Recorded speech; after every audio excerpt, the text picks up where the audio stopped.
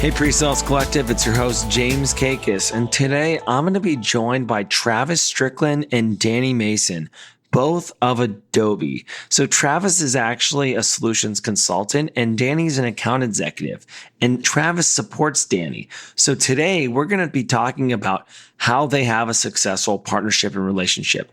And what's so interesting about today's episode is one, Danny and I go back about 10 years. We've worked together in the past, and Travis and I were introduced by Danny. And so Travis has done some writing, and Travis's past experience, he was an account executive before he moved over to solutions consulting role.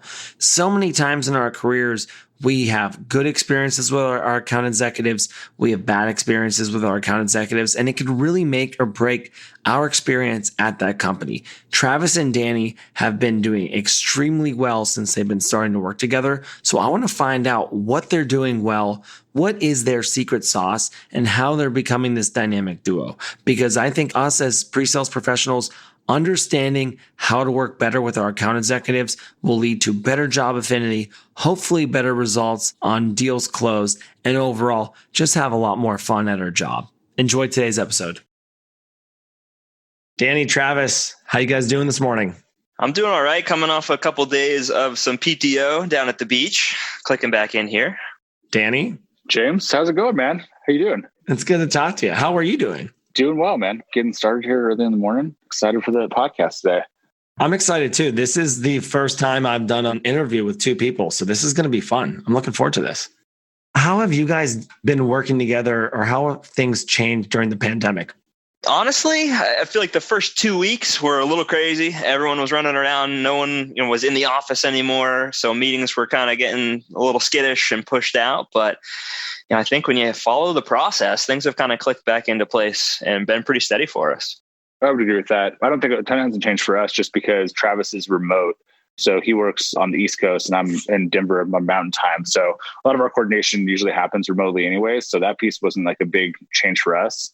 It's just that now I'm in my sweatpants every time that I talk to Travis instead of being in the office. And that's what I've heard for most of the teams that have remote workers or remote AESE partnership. It's just kind of been business as usual. It's changed a little bit from an adjustment, but people like myself who manage a mostly in-office team with mostly in-office and in-territory reps, it's been a dramatic change. So as we get into today's topic, which is how to become a dynamic duo, which I'm really excited to dig in the details of, we like to ask for SE specifically how you got into this career. But Danny, I want to talk about your career path too, because I obviously have a little bit of vested interest in this one as well. But Travis, how did you fall into pre-sales? So I actually fell first into sales without really having any idea what it was. I got a job as a BDR coming out of UVM, and I went down to Boston, signed up for a BDR gig. Turned out that I liked it. I was pretty good at it. So I spent nearly 6 years in sales, being an inside sales rep. And towards the end of that, I kind of felt that I could be doing something different, maybe doing things in a little different way, although I really liked being a part of the sales process. I liked how much money I was making as well. So that was kind of hard to walk away from and restart. But I finally found a role at Marketo as a solution consultant, and it kept me in marketing automation, which I absolutely love, and found that it was really the best of both worlds. I get to influence the customer journey. I get to be a part of sales cycles. I get to work with awesome guys like Danny, but I don't have to carry the quota anymore, which isn't a bad thing. And I get to be more of the product industry heavy expert, which I enjoy as well. And I appreciate that. And I loved your perspective on the article as like making the transition, because I feel like as an AE making a transition to an SC, you really can understand and empathize with what an AE actually has to go to. So it has to make you better in your role. That's not something that everyone who's in the SC role understands. And so it's a great perspective that you have there. It's interesting, even on some of the team calls, you get some of the grumbles and gripes of, those salespeople. And it's like, guys, until you're in their shoes and have carried that quota and know the pressure, just tamp it down a little bit. For everybody listening, just remember that. Remember what Travis just said there. I'll echo that. I mean, it's probably one of the best parts about working with Travis is that he understands the sales side of things. Even in the moments where maybe I'm frustrated about something, he usually understands the underlying reasons why, which is super beneficial for our relationship. So Danny, why don't you tell us a little bit more about yourself? So I kind of fell into tech. I was at UNLV for college and under the hospitality management program there. And we had somebody come in from a company called Revenate. There was a tech company out of San Francisco. I was super excited because it's the first time that we ever had like a tech company presenting in one of our classes. So kind of hopped on that. I don't want to say begged for a job, but essentially begged for a job and ended up moving up to San Francisco a few months later. I also ended up getting James a job at Revenite as well, or putting in a referral for him. So I like to think that I helped start his career in the tech world. And then from there, kind of evolved into an SDR management role. And then I decided really my career path that I'm kind of like envisioning is that I want to end up as like a VP of sales or CRO somewhere. So I wanted to get a little bit more experience on the AE side because I was only in an inside sales role for about a year. So I ended up making my way after doing SDR management for a couple of years, make my way over to Adobe and Marketo. Well, Danny, I do give you credit for my tech career, so I definitely appreciate that. I'm going to call back the favor one day. I'm waiting for it. It's coming. I owe it to you. When PreSales Collective really hits like top, like when this thing really starts taking off, that's when I'm going to cash in my favor. Danny, I like how you mentioned that Travis, his AE background really helps you. So can you expand a little bit on that? Because I think it's important for people to understand the why behind things you get frustrated on and how Travis can actually relate to that. That is something that people should hear and would want to hear. I think where it comes into play the most, not every deal is a perfect fit. Like we have folks that come in, they might be like a little bit of a fringe fit, not fit the exact mold of like our ideal customer profile. And a lot of those times, as naturally as a salesperson, I'm trying to put our best foot forward and essentially like sell the product the best way that I can, or like paint the vision the best that I can. And sometimes that requires like a little bit of selling. Like realistically, we need to know like what are there certain modules that we need to avoid talking about? Why should we maybe avoid talking about that? And like, why should we be positioning the product in this certain way? And I think that with other SEs I worked with in the past, like sometimes that can be a little bit contentious because it's like, this is how the product functions. This is exactly what this feature needs to do. And with Travis, he kind of understands like, yeah, sometimes we need to bend things a little bit or like the perspective on something and maybe like avoid certain pitfalls or potential landmines in a conversation. And he has a good understanding of not only executing that really well, but the why behind it and how it's going to help us sell better and communicate with the customer better. Danny, how long have you been at Marketo Adobe again? About 2 years now. And Travis, how about you? How long have you been there? I just hit my 2-year mark last Thursday. Congratulations. And so Travis, from your perspective, how long have the two of you been working together? I actually had to go back and look at the Slack logs on this one. Obviously, Slack being the record of truth for this. Danny and I got mapped on a few random deals back in January of 2019. And then we formally teamed up about a year ago. It was about June. So beginning of last summer.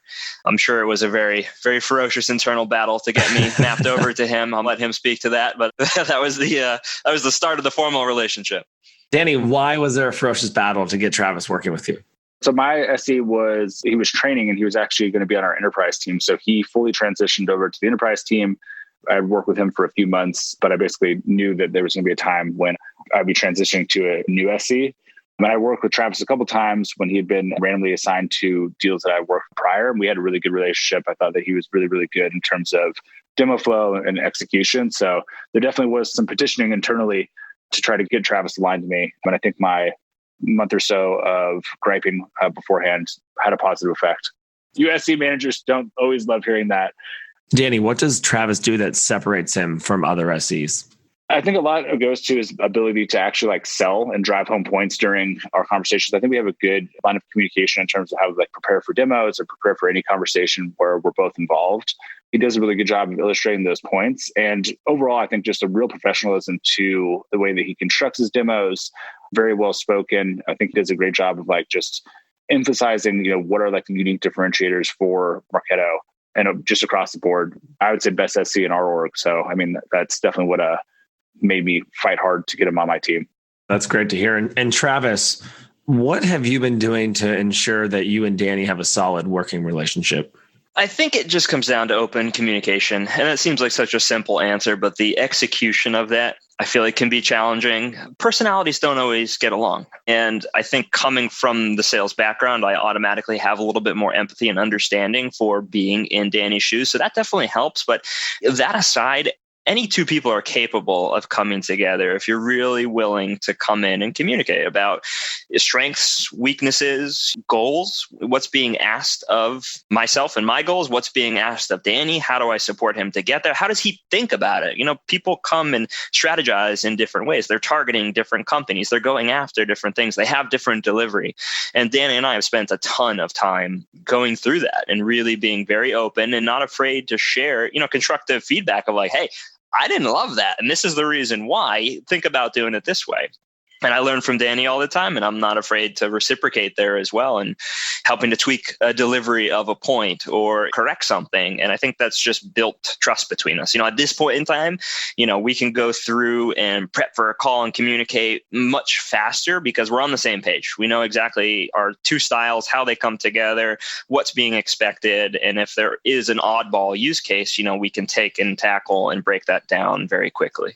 Danny, what things could you maybe add on to that? I think that Travis hit the nail on the head with a lot of it there. I think that the open line of communication is just the biggest piece and being constructive with each other.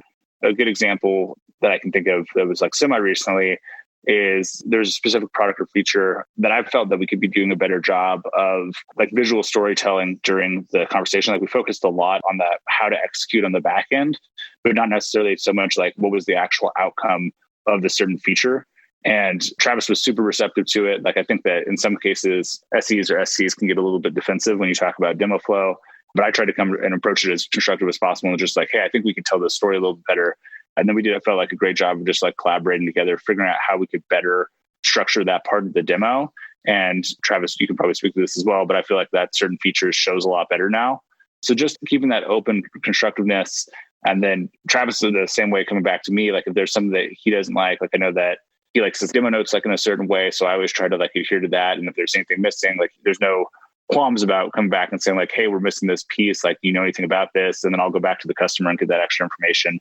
So yeah, I think that that's the biggest piece, is just having that open line of communication and trust and be able to be constructive with each other and know that we're both just working towards the same goal. We want to get deals in, both want to perform. And as long as you kind of have that underlying with each other, I think you're in a golden position. And I like that you guys talked about that because I think this culture of like constructive criticism and feedback is really hard to do. We actually just recorded a podcast the other day about creating a culture of feedback, and you have to be receptive to it. So Travis, from like day one, is there anything that you did to set the tone with Danny that you were open to that and encourage that type of conversation to happen?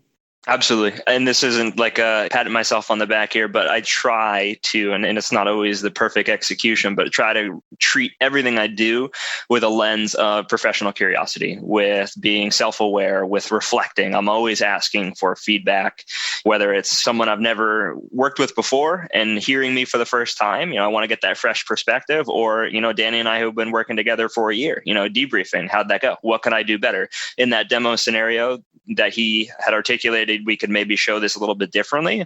Absolutely. What are you thinking? How can we start to tell a better story there? I'm always trying to tell a better story. I'm always trying to sponge up different ideas. The minute that you're set in your ways, not willing to take feedback and not willing to change and modify and upgrade, you're done. Really, you need a break. You need to walk away from it and really think about it, because that's when things start to go stale and go bad. Danny, you talked about the product and wanting things positioned a different way. How would you rate yourself on the Marketo product in terms of general knowledge? I've used Marketo in the past, so I have a pretty good understanding of it, as well as some of our competitor products as well. Definitely a pretty in-depth knowledge, but I'm also kind of just, for an account executive, I'm definitely more on the technical and nerdy side. So I like to dig in and understand that stuff. Even our conversations, whenever we loop in a solutions architect, I kind of eat that stuff up. I want to know the data schemas and the architecture behind things. So I would say good. I think that helps with our relationship a lot, because I understand if Travis pushed back and says, we can't position this way, it won't work. It's not like I have no understanding of how it's supposed to work. I have a pretty good foundation in terms of what is it supposed to do? And if Travis pushes back, I usually can understand why we can't do a position or show something a certain way. And I can definitely agree with that as well. And it's refreshing. And it's not to say different styles are good or bad, although I think being able to be an industry expert is always a good thing, and being able to really walk in their shoes. And that's where, to one of Danny's, first points about being creative with the delivery. It's not necessarily just coming up with our own story about what the customer wants to hear, and Danny's the only one I get to really do this with because he does know the product. So, we can come up with creative solutions. It's like, no, okay, maybe it wasn't specifically designed with that in mind, but the output is, yes, we can go accomplish it in this way. And being completely transparent with like, hey, wasn't designed to do this, but yes, you could take and accomplish your goals and derive this value from that. And Danny and I have had some really healthy debates about what we can do, what it's meant to do. Can it actually do that? And we've won a bunch of deals, though, because we were able to put together a really creative solution that solved for the customer's pain. I try to push it as far as I possibly can, and then I have Travis reel me in. That's usually the way it goes. Actually, a really good example of this recently that I can think of, we were working with this company that works with political organizations. They wanted to use one of our features to target high net worth individuals based off of their company or like business profile, which is not like our typical use case. Like we're obviously not, Marketo doesn't do a ton of political advertisement or anything like that. But it was a very interesting one that we could fit, but it was way outside the mold of what we would typically be a good use case for us. But be able to articulate that, Travis, get his thoughts and feedback and get his ideas on like the best way that we could actually position the product. That's a great example of just kind of thinking a little bit outside the box. I can already tell that you guys have a good co-selling relationship because I can hear you guys going on top of each other on the answers. It actually makes me feel good. And going back to some of those things about Danny, because I've obviously known Danny for a long time, what I appreciate about him is he's a technologist. And he doesn't walk into these deals as just, I'm setting a meeting, I'm doing the appointments, I'm project managing. Like I know that he's in depth on the product and understands the use case and the stories. You can even hear them coming out. And I know that that bodes really well for a partnership. Travis, I can speak from my experience too. When you have an account executive who knows the product a bit, they know the stories, they know the use cases, and can come over top and sell. That to me is the pinnacle of performance. And that's what we're all trying to aim for. How would you, as an SC, convey to an AE the importance of understanding like the technical piece of like a product and like how that plays into a deal, the partner relationship you're talking about? What I try to do is bring the overall value. So it's like I'm going into preparation and I say, hey, I'm approaching this meeting and these are the things that I've heard from the business objectives. These are the challenges and these are the parts of the product I'm going to show. And these are some use cases or customer stories of what I think would be extra valuable. And if you can insert yourself here, here, and here, it's going to allow this conversation to be much more cohesive. So I'm showing the demonstration. I'm talking in current state, future state, maybe throwing a story in there. And then the account executive comes over top and throws in a value statement that we've prepared for. That to me helps mitigate the lack of potential technical chops that happens in a deal and allows for a good customer-centric experience.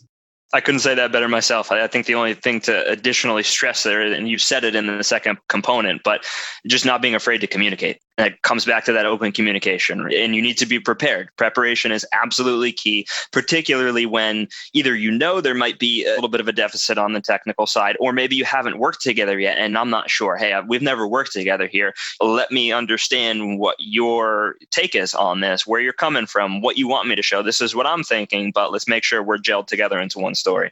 This is a good transition because this is what I wanted to ask you guys was like, one, what does your ongoing cadence look like? And two, how do you guys prepare for a deal together? Like walk me through that anatomy. So Danny and I talk every day and some people might not like that, but I mean, we were just slacking 8:00 last night, Eastern time. It's just fluid. If we need to get something out there, text, Slack, call, whatever. I mean, we have a good relationship. We've had beers together at kickoff. We're winning deals. It's all good. And from the prep side, and Danny had mentioned this, I am just a touch OCD. So, there's typically a very formal, simple but formal note passing ability, which really allows me to cover all my bases and then go and ask the right questions. We're typically doing discovery calls together, then prepping through the flow and what's going to be shown and talked about and use cases and all that. And, if there are pieces that are missed in that process, maybe I can't make the disco call. I'm not going to stop that process from happening. But again, I trust Danny enough to go do that, and then we'll powwow after the fact. You said that you trust Danny. Like if you can't be at a disco, there's so many times that we'll be like, hey, we can't be at that meeting. We have to be at that meeting where it pushes. And, when you start pushing meetings for deals, especially as you get close to end of quarter, end of year, there starts the tension. So I like that you guys have that trust in each other. And I'm sure, Danny, you know what Travis is looking for specifically. He's laid that out for you so that you can go and have that meeting yourself and then come back to him and he can feel good. And you've already mentioned that if he doesn't have what he needs, you'll go back and do that. And that's trust in him that if you get him A, B, and C, he can deliver for you. 100%. I mean, that's the biggest thing. I think that it definitely goes two ways there.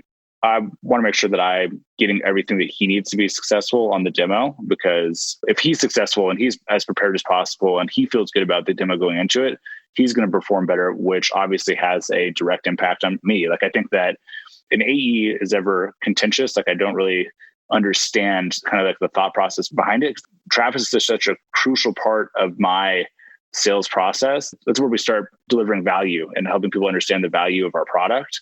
And to cause any kind of friction there is kind of just like a little bit mind-boggling for me, because it's like, why would you want to do that to yourself as an account executive? Selfishly, like, why would I want to screw up a very important part of the sales process?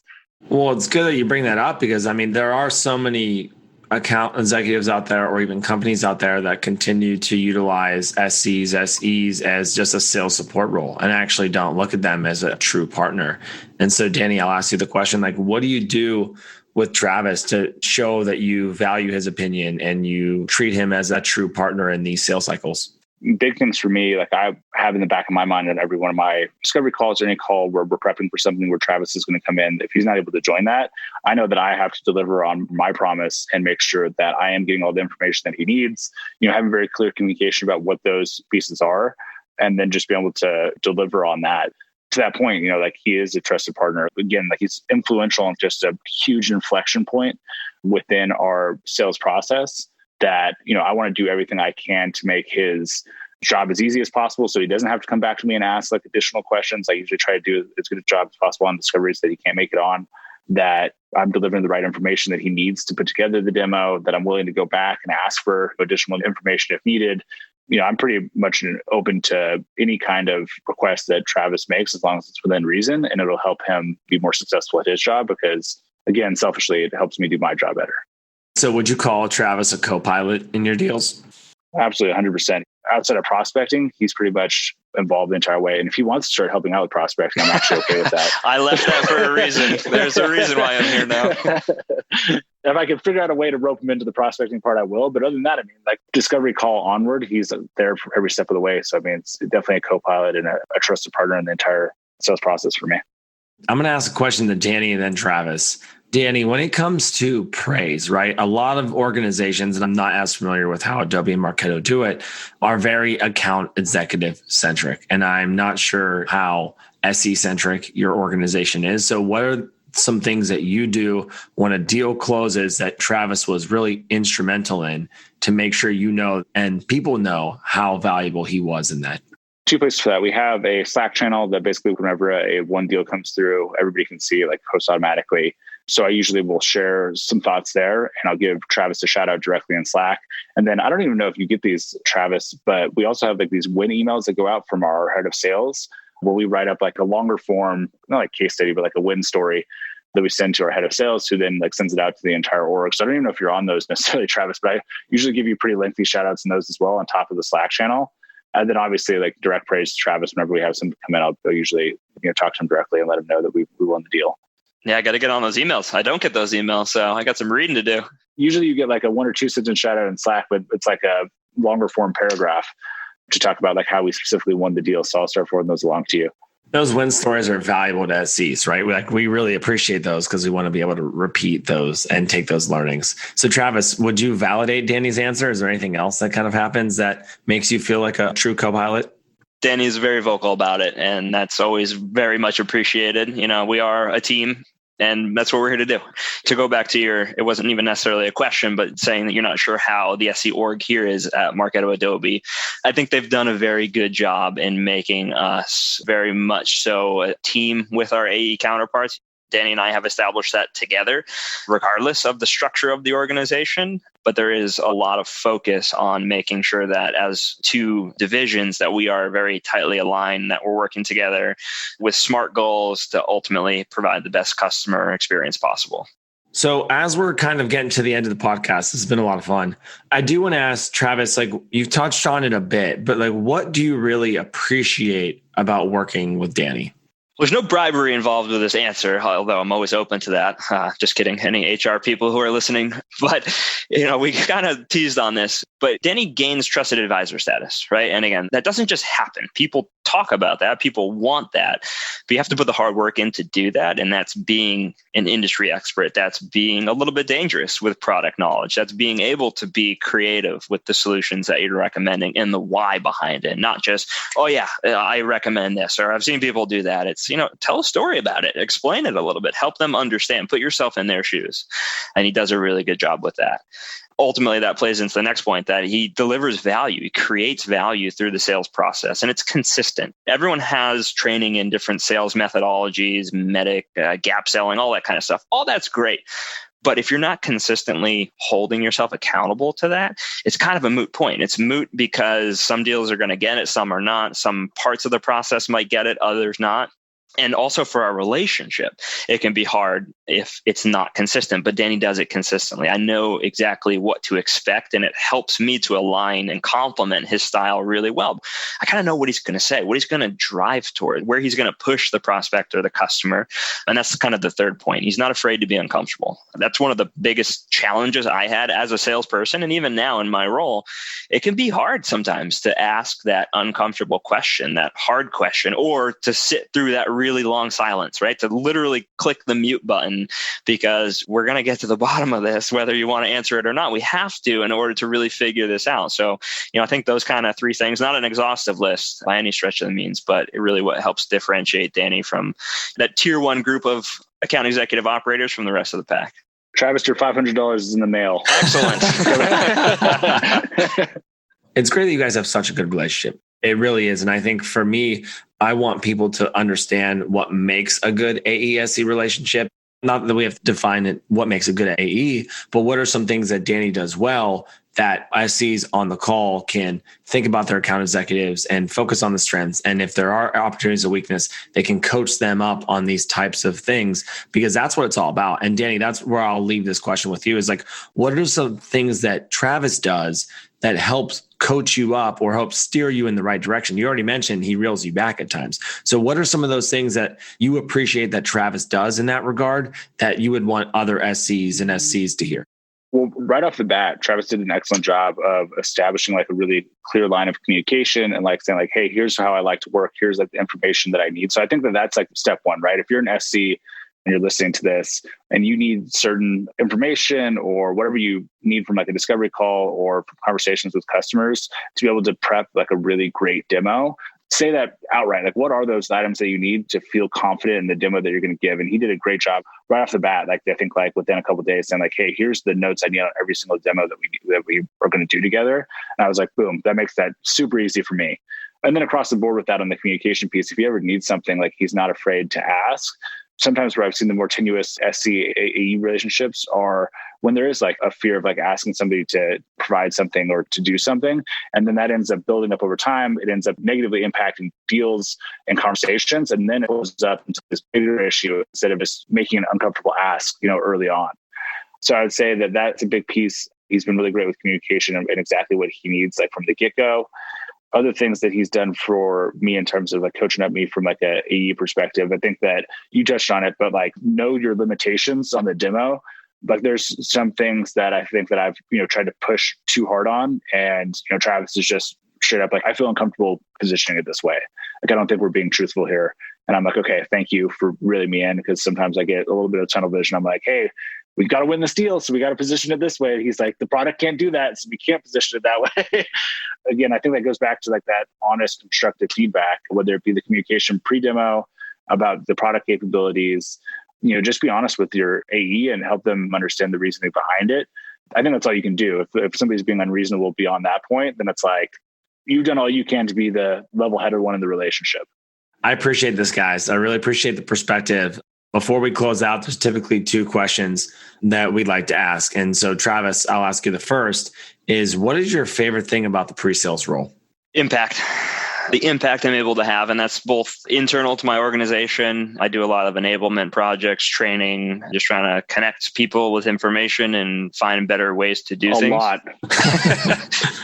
Danny's always like, can you stop doing, I need you on these deals and I need more calendar time. I'm like, I'm sorry.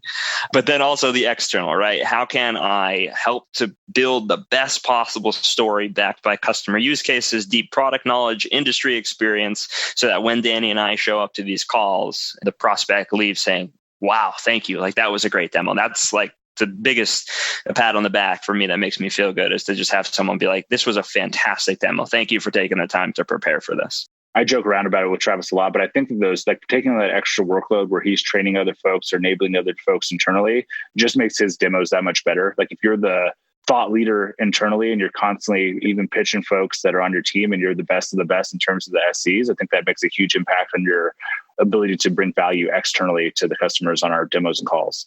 I appreciate you adding that, because I was going to ask you, what's your favorite thing about having an SC on your deals? And it just sounds like you answered it for us, Danny.